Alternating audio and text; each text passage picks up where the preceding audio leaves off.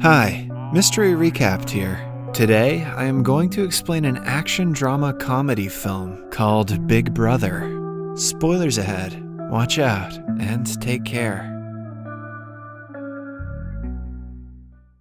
Henry has returned to Hong Kong after serving in the US military for years.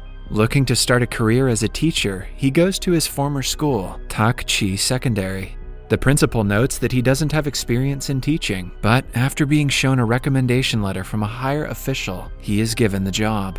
Before Henry leaves, the principal informs him that the class he is assigned to teach is one of the worst in the school. The morning of his first day at school, Henry walks into the class to see that it is in absolute chaos. Some students are sleeping, others are singing, some are playing video games, while a good number of them are cooking ramen on a portable stove. Even after the teacher walks in, they completely ignore him and continue what they are doing.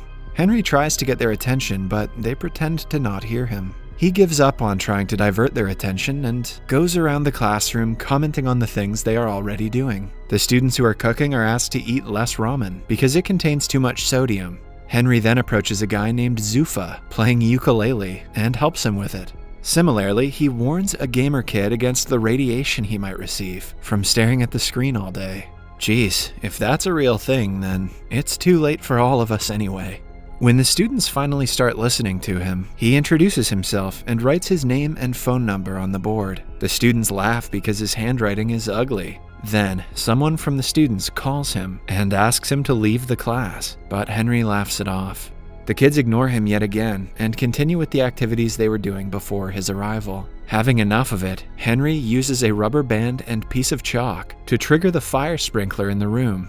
The students quickly spread out to keep themselves from getting wet. He finally gets their full attention and officially welcomes them to his class.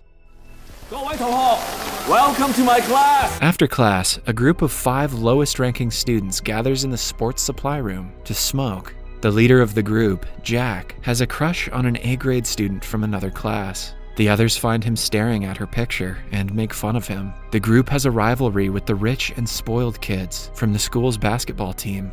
They enter the supply room and mock Jack, as usual, because he is poor.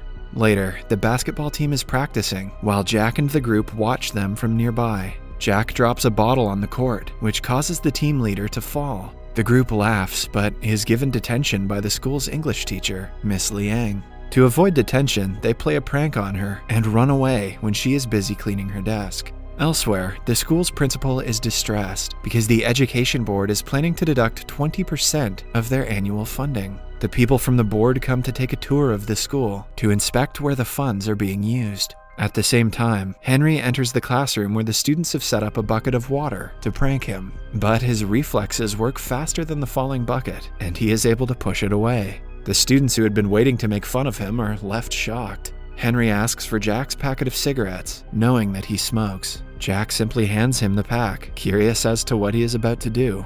Then, Henry asks Zufa to name the 3 ingredients that are in a cigarette. When he answers the question correctly, he is allowed to skip class for the day. Everyone starts to bang on their desks, demanding that they should get to skip class as well. When they stop, he hands them all a cigarette and asks them to analyze it. Henry knows that if he simply mentions the effect it has on their health, they won't take it seriously. So, instead, he asks them about the outcomes of smoking cigarettes and explains how tar forms in their lungs. For the first time, they pay attention to the teacher and are actually interested in learning. After the bell rings, he asks them to return the cigarettes, and the students reluctantly agree. That day, in the cafeteria, the captain of the basketball team makes one of Jack's friends, Bruce, trip on his leg.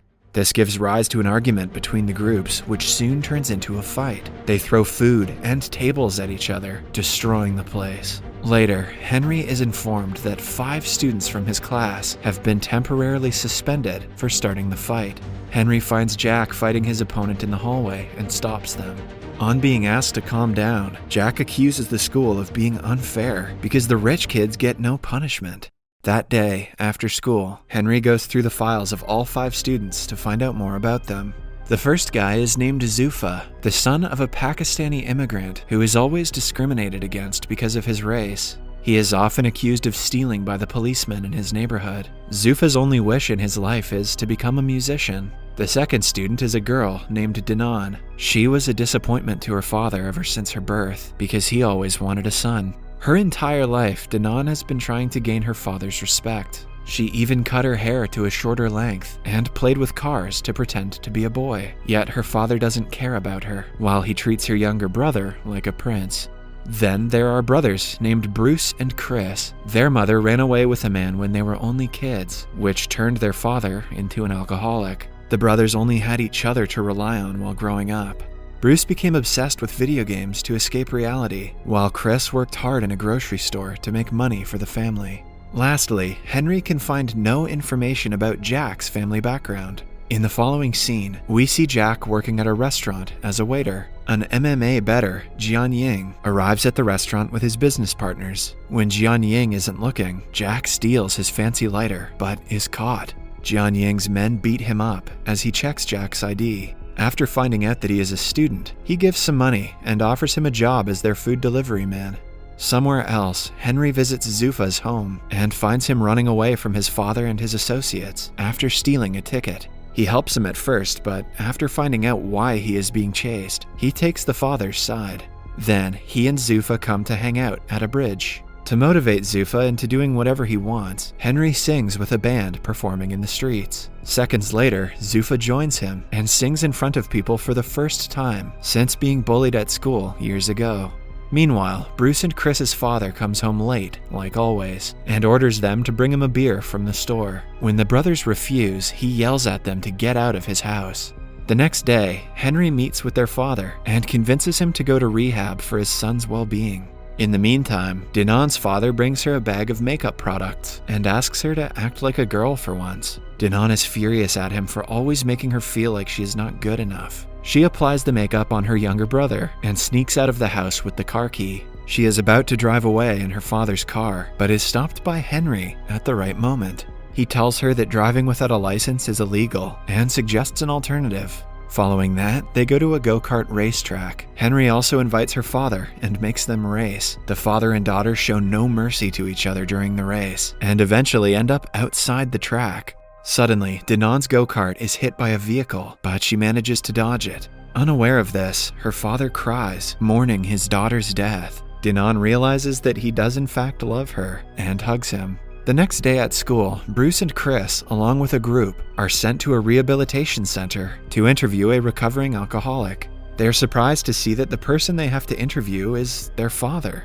The students ask him how he started to drink. The man answers that he loved his wife dearly, but she left him at the lowest point of his life. Hence, he started to drink and forgot that he had 2 kids to take care of. The man doesn't reveal that Bruce and Chris are his sons, but apologizes to them. By the end of it, the brothers are left crying. Somewhere else, Jack has started to work for the MMA bettor, Jian Ying. He offers Jack a lot of money to drug a fighter's drink in the next game. Jack is reluctant, but is forced into accepting the offer. On the day of the fight, Jian Ying sponsors a fighter, but bets money on his loss. Jack puts drugs in the fighter's drink, but is caught while doing so. Before he can blame Jian Ying, he is beaten up and locked inside a locker. A while later, Henry arrives there and asks the fighters if they have seen his student. The men ask him to return home, but Jack, from inside the locker, yells for help. After finding out he is being trapped, Henry attacks them and overpowers them easily. When the fighters step in, it gets a bit intense, but Henry dodges their attacks efficiently. By the end of it, he knocks out their best fighter, who is supposed to compete in a few minutes. In the following scene, they are at a hospital where Henry gets treated for his wounds. Jack tries to reveal the truth about Jian Ying, but is made to shut up.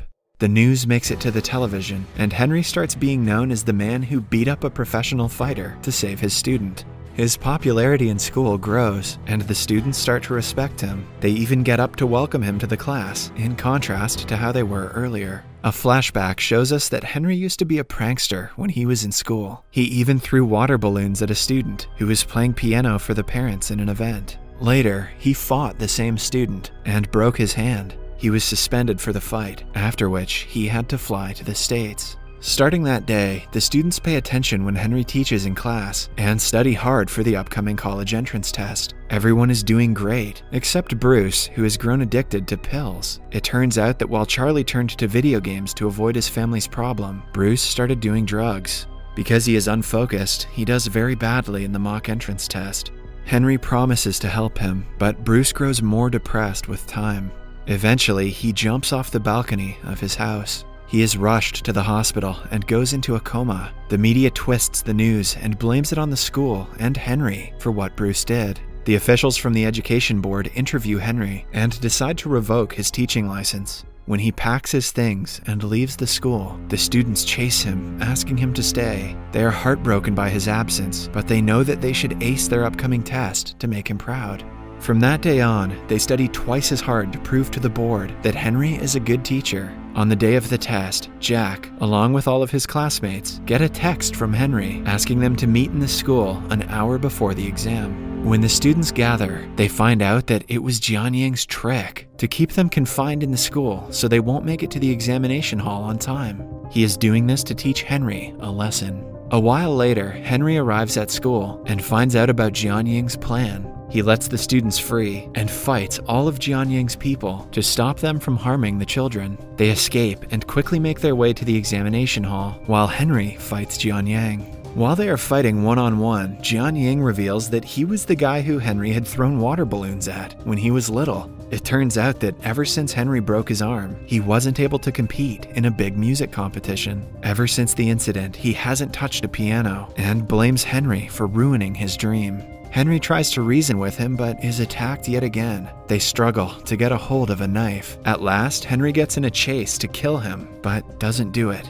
He asks for forgiveness for what he did when he was little and walks away. The students reach the examination hall at the right time and complete the test. Cut to a few weeks later. They all pass with flying colors. Jianying starts to play the piano again, but has a lot to practice before he gets as good as he used to be. Bruce recovers quickly and promises to attend the next year's entrance test. The principal is also delighted because the board decides to give them a 20% bonus fund because their students did very well in the entrance test. Henry returns to teaching and does the fire sprinkler trick on another batch of students.